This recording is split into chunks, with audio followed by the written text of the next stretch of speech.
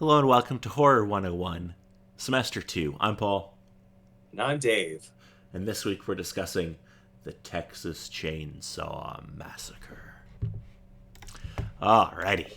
So this film originally released October 1st, 1974 in Austin, Texas, and a wide release was October 11th, 1974. Alrighty. So before we get started on the movie, let's do a little bit of what was happening at the time.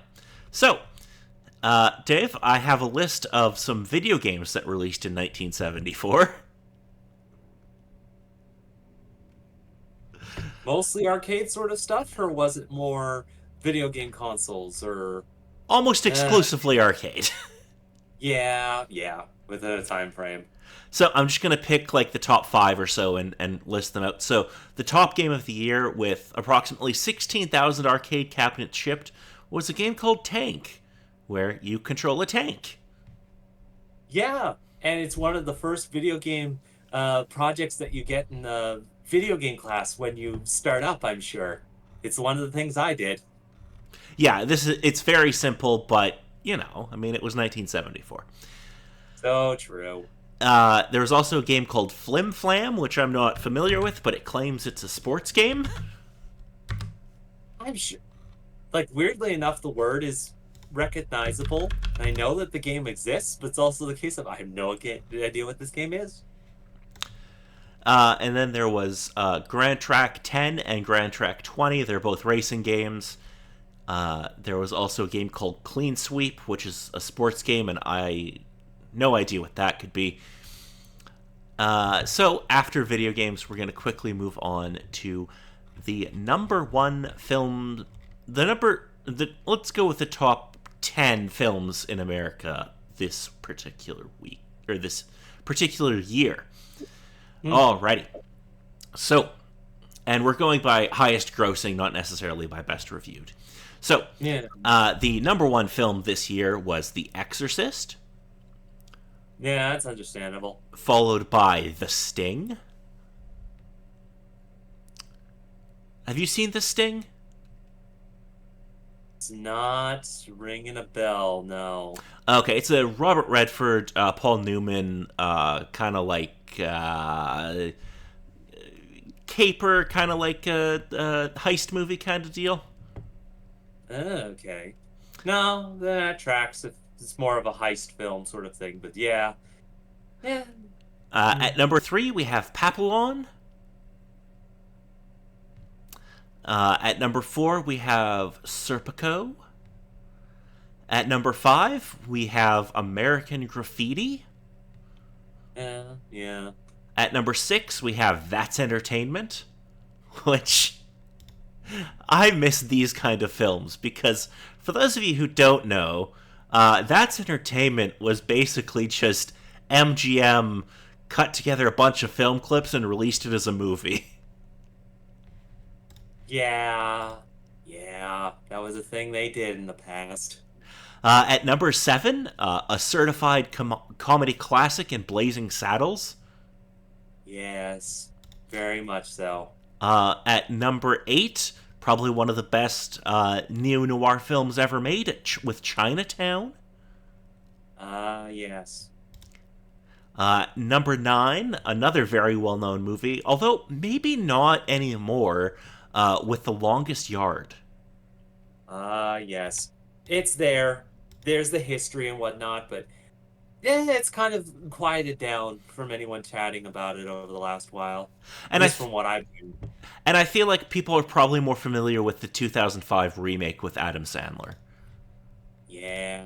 which is Yeah. sad. But and finally, at number 10, The Great Gatsby. Yes. And into music again, we'll go over the top five or the top 10 rather. Number one, The Way We Were by Barbara Streisand. Uh, Yeah, that number tracks. number two, Seasons in the Sun by Terry Jacks. Yeah. Number Mm. three, Love's Theme, Love Unlimited Orchestra. Mm. Number four, Come and Get Your Love by Redbone. Yeah. Number 5, Dancing Machine by the Jackson 5. Yeah. Number 6, The Locomotion by Grand Funk Railroad. Yeah. At 7, TSOP, The Sound of Philadelphia by MFSB. I don't know what that is. Mm. At number 8, The Streak by Ray Stevens. At number 9, Benny and the Jets by Elton John. Mm. And number 10, One Hell of a Woman by Mac Davis. Mm. So that was kind of where we were in 1974 when the release of the Texas Chainsaw Massacre happened.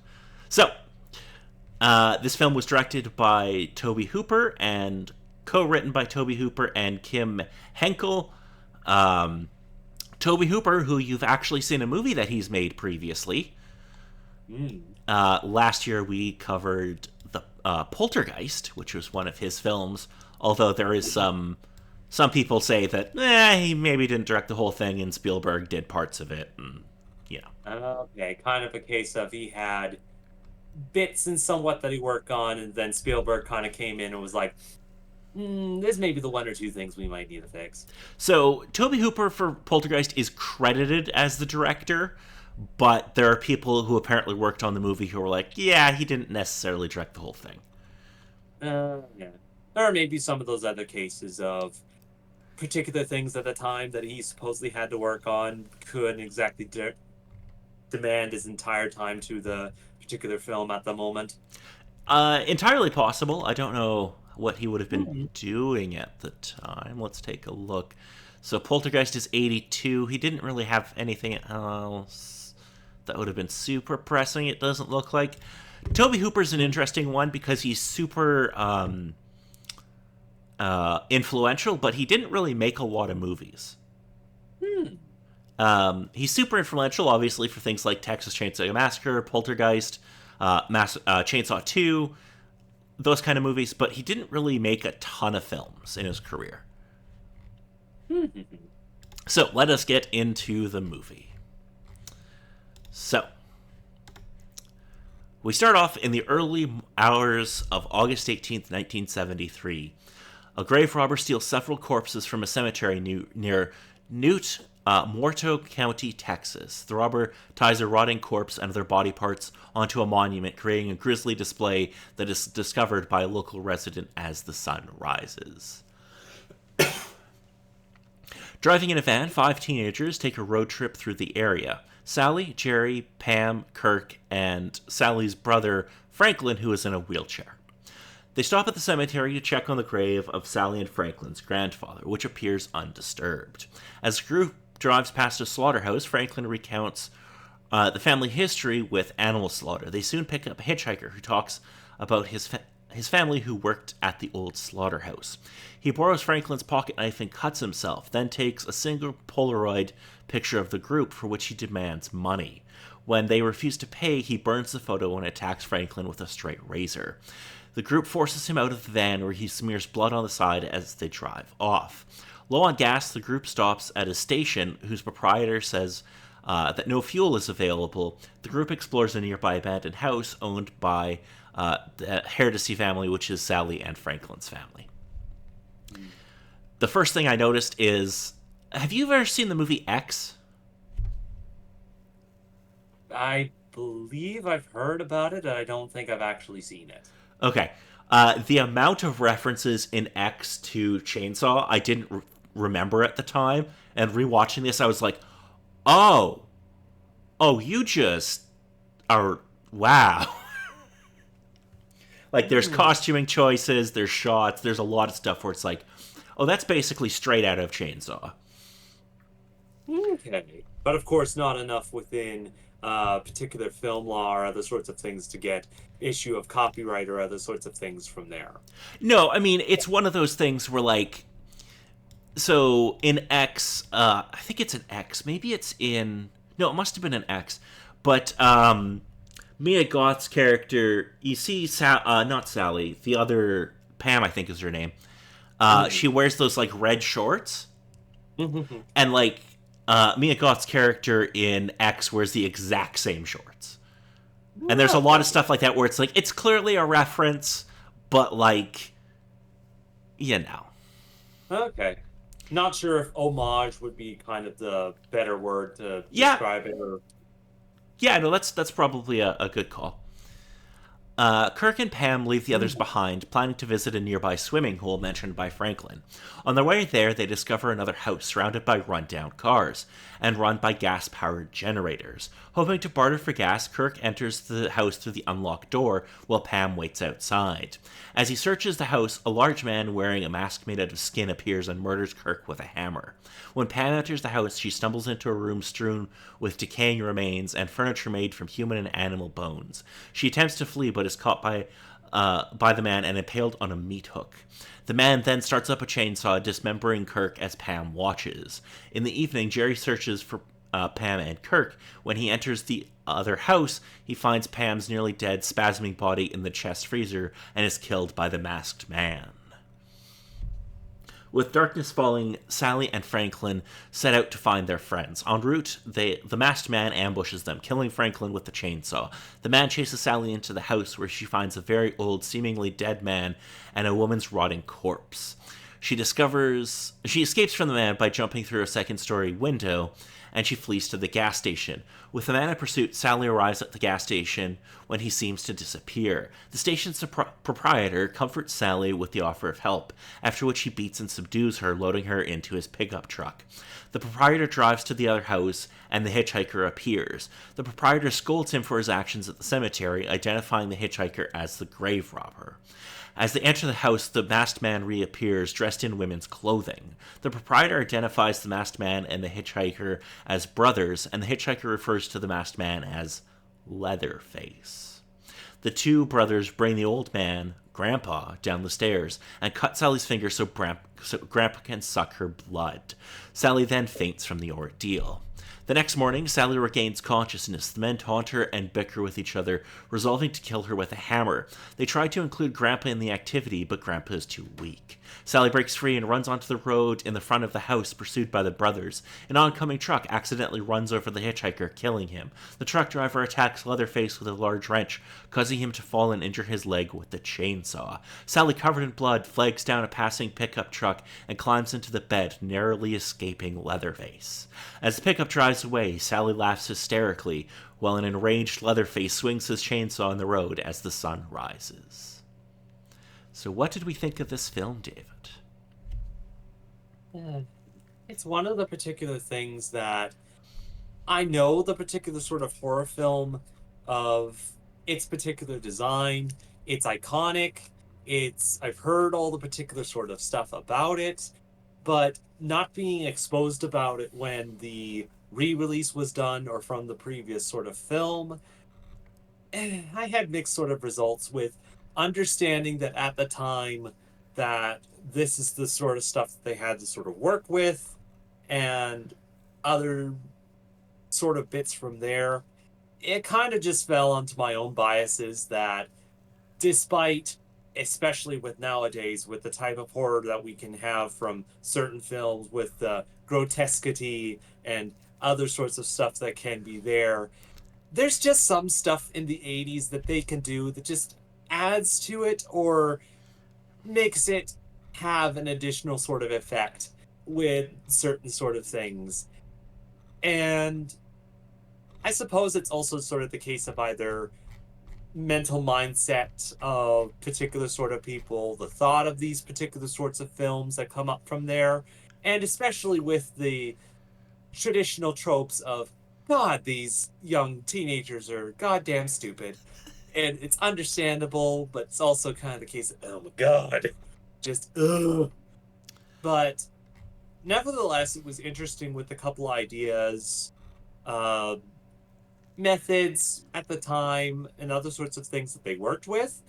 And I suppose even more so with the specific characters that they kind of had to have within the story or they worked with within the film, that it was interesting enough, but it was still eh, interesting enough movie to watch with the time, but just within my own biases sort of would lead me to say it's like, what the flip is this? Why is this iconic for all the particular stuff that it has with the Texas Chainsaw Massacre? Okay, so I think there's a couple of reasons why this is iconic. So, first of all, Leatherface is a great villain. That is definitely true. I will not argue that. It's a great design, and it's a super scary weapon. Mm-hmm. I think the other thing. So, I think part of it is you have to remember that this was like an indie film made in the 70s. So, there's definitely a lack of budget here. Well, Um, that's understandable, and I think I sort of got it from there. It may have also just been with the particular direction with some of the particular characters, especially the hitchhiker. God, the bloody hitchhiker. Good in certain cases, but in other cases, just, oh my God. yes. So, I think one of the reasons that this film became so iconic is I don't know if you know this, but Tobe Hooper, prior to making this, worked. He was like a cameraman for like documentaries and stuff, and I Okay. think you see some of that sensibility in this film, the way it's shot, and I think there's a couple of really iconic shots in this. Okay, yeah. Like I think Mm, there's that shot where we see it's this low shot kind of looking up as Pam's walking into the house, and I'm like, mhm. that's such a nice shot. Yeah, in those sorts of cases there. I think, especially considering the time frame, the reason that this uh, has lasted so long, one of the reasons is that it's this doesn't feel like they scraped some money together and just were like, let's make a horror movie because those are profitable. It feels like this is a story that Tobe Hooper wanted to tell. Okay. One of those particular sort of cases. Mm, I think the other thing is that makes this iconic is, and I don't know how well it translates in 2024, but I do think that there is like some interesting themes and ideas in this film compared to a lot of horror movies at the time. yeah, that's definitely true. Going in with those sorts of things. It's one of the particular elements that it's one of the particular things of a film either or horror film kind of leaves you either exhausted from the tension and other sorts of things from there, spooked or uh, the word is escaping me, but having the fear factor and whatnot from there, or especially with things exposed to us around our age heading into nowadays, the gross factor or grotesquity of some of the horror that's seen in sort of cases from there. And especially with that, it meshed with the grotesquity, but especially the psychological thought process of that. Because it's one of the big things that this film that people usually relate to when it comes to any of those other big psychological horror films that are released around the time or our time, excuse me.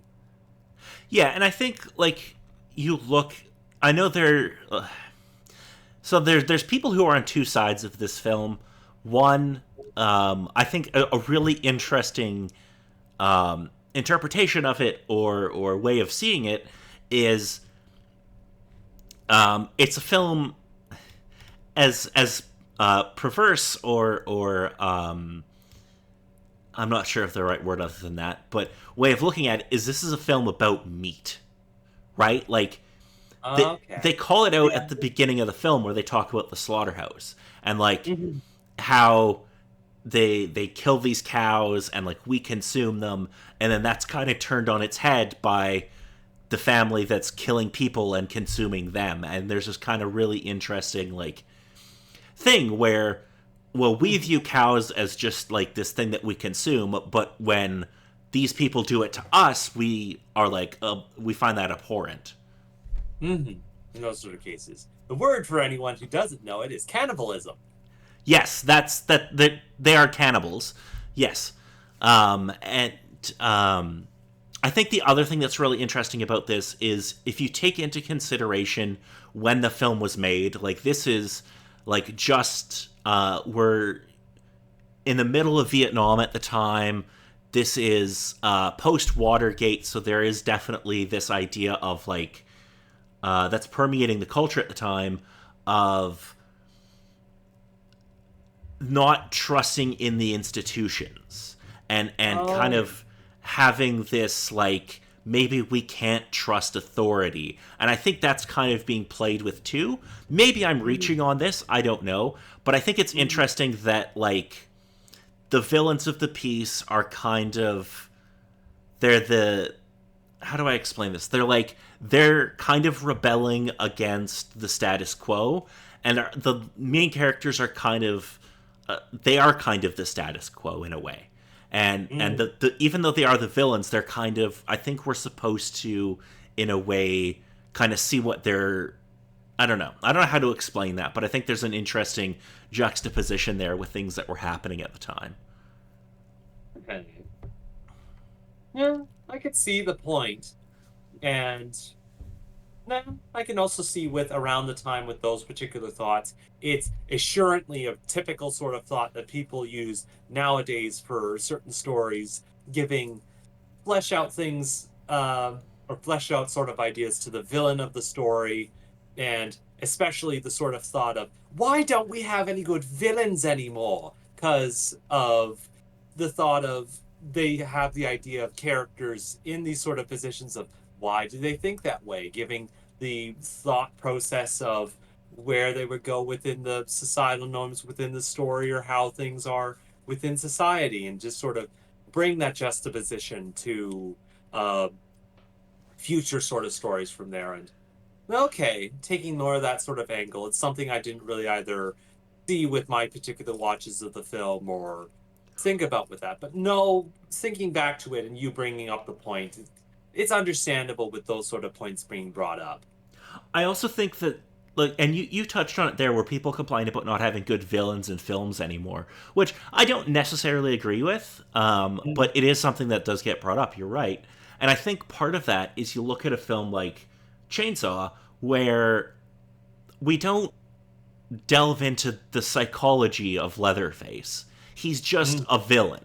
Like there's no Mm. trying to like, oh, but if you look at it from this way, he's actually no, like I think too many writers and producers have gotten into this thing where we need to not empathize, but like, at least understand where the villain's coming from.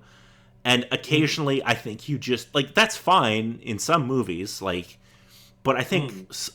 there's an appetite in the movie going public of just having an evil villain that needs to be defeated. Mm. Whereas a lot of films now, we don't really get that. There's this whole idea of like, no, we have to understand the psychology of the villain. They're really not a bad person because this happened to them and this happened to them. And it's like, no, sometimes I just want a bad guy to be defeated. Mm. And that's definitely I think something that like Chainsaw has the family that were the teenagers run into, they're just evil. Like Yeah, there's that's true. no like you can't go like, well, no, but what about this? It's like no, they're just evil in a very No, simplistic with way. everything that the film kind of gives you, you can go into the psychology and whatnot, but it's just the case of no, in this film, the family is evil. Yes, they are That's killing and eating people and digging up corpses and eating them. They are not good people. They are a vile, disgusting people. Yes, I really enjoy this film, although it's not a film I go back to watch a lot. that's understandable. Like, I suppose if there's either particular things that you enjoy about the film with its work and other sorts of things from there, it'd be understandable. But it's also kind of the case of, especially in my case, just biases of going back to older things, the certain things that they sort of do. Appreciate it for what it's sort of done and whatnot, and the legacy it has to itself, but sort of the case of good to watch it, not on my list to rewatch as it is. Yeah, I think for me, one of the things that makes the film very effective, but why I don't want to go back to it a lot, is it's so good at creating the sense of dread. and this like sense of anxiety, at least for me, where there's just like I'm just like, oh, I don't want to watch this because it's really fucked up, and like it's not, because there's really not that much blood in the film, but there's this whole thing of like, oh, something horrible is going to happen. Like there's this sense of anxiety and dread that the film has that really is effective to me, Okay. which is one of the No, I reasons I could don't go back definitely to it see a it. lot. No, I could definitely see it with the particular things with that.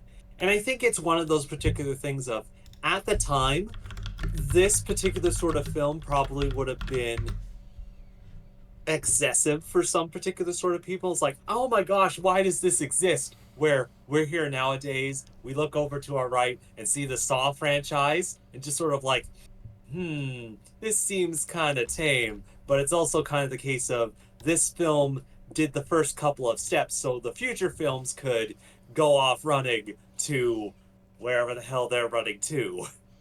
Yeah, and I think that's a very good point. And because this film was very controversial when it released, and I'm sure to some people it still is, but like Mm. it's inspired by like the crimes of Ed Gein, and I don't know if you know who that is, but we won't go into his crimes because they're very very horrific.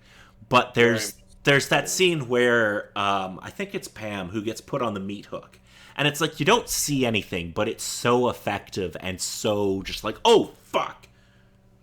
Yeah, yeah. Yeah. So if that's all we have about this film, next week we're gonna take it down a notch, Dave. Well, I suppose with particular horror films, what kind of notch are we going down the particular horror things? Is it going to go down, or is it the twisted, questionable sort of way of going down of, oh dear, the other particular place we're heading to? No, no, we're gonna take it down. We're gonna go to a film that I struggle to call it a family film, but I would say it's more in line with like a Poltergeist. Okay. One of Saying that it is a horror, not sure if either horror comedy or family horror would supposedly work, though it seems like contradicting statements. Yeah, it's like a horror comedy that maybe like sort of like we talked about with Creepshow, where maybe you wouldn't sit and watch this with the really little kids, but you'd probably let your 12-year-old watch it. Hmm. It's a little film, and maybe you've seen this. I feel like it's something you might have watched at some point. It's a little film called The Monster Squad. Sadly enough, never actually seen this film, but surprisingly enough, I do know about it. Awesome. So, for anybody who doesn't, I'm going to give you a quick um, little kind of intro to the film. It features a pastiche of Universal monsters led by Count Dracula. They are confronted by a group of savvy children out to keep them from controlling the world.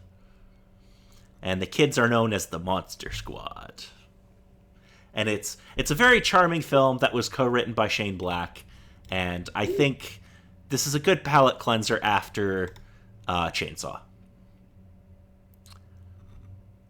So I yes, suppose it's kind of, I can't exactly use a food analogy for any sort of thing that kind of relates to this, but it's a palate cleanser. Whether or not it would cleanse most people's palates would be the question, but now on whole, I'm looking forward to it. It'd be interesting to see. I also don't know if I should use the term palate cleanser after we watch Chainsaw. That might be Yeah, problematic. possibly a little bit in bad taste. Oh, okay. So if there's nothing else, I've been Paul. And I've been Dave.